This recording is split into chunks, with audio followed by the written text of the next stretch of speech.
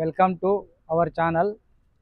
మేము ఆగస్టు 20 తారీఖు నుంచి మన ముస్తాబాద్ ఆర్యారపుత్ర అయ్యప్ప స్వామి దేవస్థానం నుంచి మన శాంతి స్వరూపులు దైవ సమానులు శ్రీ శ్రీ శ్రీ రాజుగురు స్వామి చేపట్టిన మహాపాదయాత్రలో మేము గురుస్వాములతో 36 మంది స్వాములము బయలుదేరి నేడు శబరిమల దగ్గరలోకి చేరుకున్నాము. తమిళనాడు చివరి దశలో ఉన్నాము. రేపు మనం శబరిమల కేరళకు ఎంటర్ అవుతున్నాము. దారిలో మాకు ఇక్కడ ఈరోజు ఉండడం కోసము వసతికి ఇళయరాజా గెస్ట్ హౌస్ ఇక్కడ మాకు కనిపించింది. ఇందులో మేము ఈ పూట ఉండి రేపు పొద్దున మార్నింగ్ మళ్ళీ ఇక్కడ నుంచి బయలుదేరుతాము. ఇందులో భాగంగా మీ అందరికీ ఇళయరాజా గెస్ట్ హౌస్ను చూపించడానికి మేము సిద్ధంగా ఉన్నాం.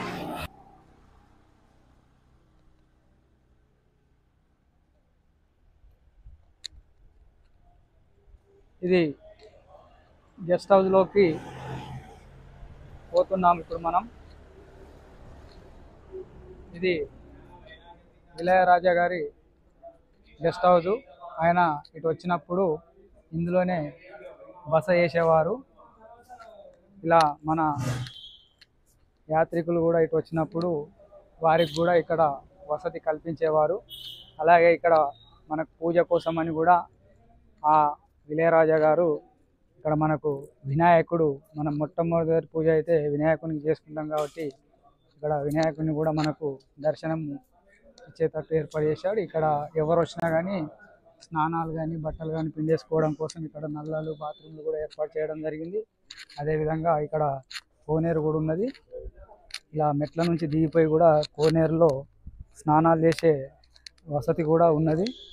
ఇక్కడ ఎవరైనా పడుకోవచ్చు. ఇళయరాజా గారి కూతురు వాళ్ళ భార్య సమాధులను కూడా ఆయన ఇక్కడ నిర్మించుకున్నాడు పెద్ద ఎత్తున. ఇక్కడ దీన్ని మనం చూడడానికి కూడా ఎంతో ఆనందంగా ఉంది, ఎంతో అందంగా ఉంది. ఇది మేము చూడడమే కాకుండా మాతో పాటు మీరు కూడా చూడాలని చెప్పేసి ఈ వీడియో చేయడం జరుగుతుంది. కాబట్టి మాకు కలిగిన భాగ్యం మీకు కూడా కలగాలని చెప్పేసి ఇక్కడే వారు వాళ్ళ భార్యను వాళ్ళ కూతురుది సమాధులు ఇక్కడ ఏర్పాటు చేయడం జరిగింది. అదేవిధంగా ఇలా ఇక్కడికి కోనేట్లకు కూడా ఇలా తవ్వ ఉన్నది. ఇక్కడికి వెళ్ళిపోయి కోనేట్ల ఇక్కడ స్నానాలు చేసుకోవచ్చు, బట్టలు పిండుకోవచ్చు. ఎంతో అందంగా ఉంది. ఇది కేరళ రాష్ట్రానికి 9 కిలోమీటర్ల దూరంలో ఈ మన ఇళయరాజా గారి గెస్ట్ హౌస్ ఉన్నది. ఇక్కడికి వెళ్ళి ఒక నది ప్రవహిస్తుంటుంది. ఇందులో దిగి స్నానాలు చేసుకోవచ్చు, బట్టలు పిండుకోవచ్చు. ఎంతో చక్కగా చూడచక్కగా ఉన్నది. ఇక్కడ ఉంటే ఎంతో మంచిగా ఆనందంగా ఉన్నది. చల్లటి గాలి, చల్లటి వాతావరణం, మంచిగా అన్నిటికీ కొదవ లేకుంటుంది.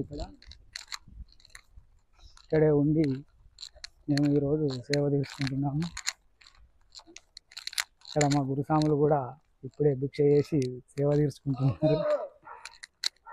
ఇక్కడ చూడండి ఎంతో మంచిగా ఉంది. మా పెద్ద గురుస్వామి చూసుకుంటూ పోతాడు మమ్మల్ని. స్వామి శరణం. ఇది ఆయన వచ్చినప్పుడు ఇళయరాజా గారు ఎప్పుడన్నా ఇటు వచ్చినప్పుడు ఆయన గెస్ట్ హౌస్లో ఇక్కడే రాత్రి బస చేసి పోతారని చెప్పేసి ఇక్కడ ఉన్న వారు చెప్పడం జరుగుతుంది. ఇక్కడ మా స్వాములంతా భిక్ష చేసి సేద తీరుతున్నారు. ఇళయరాజు గెస్ట్ హౌస్ ఇది. ఇక్కడ గురుస్వామి గారు ఫోన్ మాట్లాడుతున్నారు. అక్కడ ఎవరి ఇళ్ళకు వాళ్ళు ఫోన్లు మాట్లాడుకుంటున్నారు. స్వామి శరణం. ఇక్కడ నందన స్వామి వాడుతున్నాడు.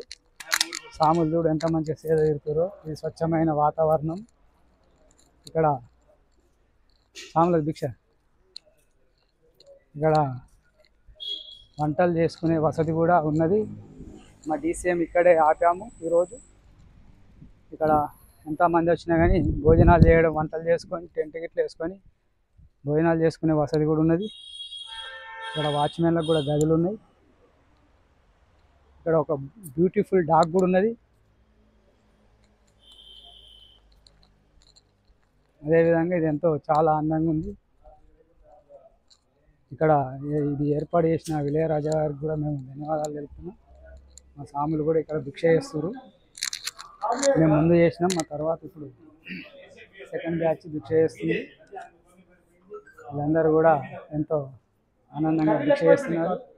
నాకు ఇక్కడ భిక్ష ఏర్పాటు చేయడం జరిగింది. భిక్ష చేస్తున్నారు. శరణం.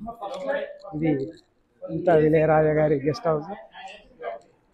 ఇందులో మా స్వాములు సేద తీరుతున్నారు.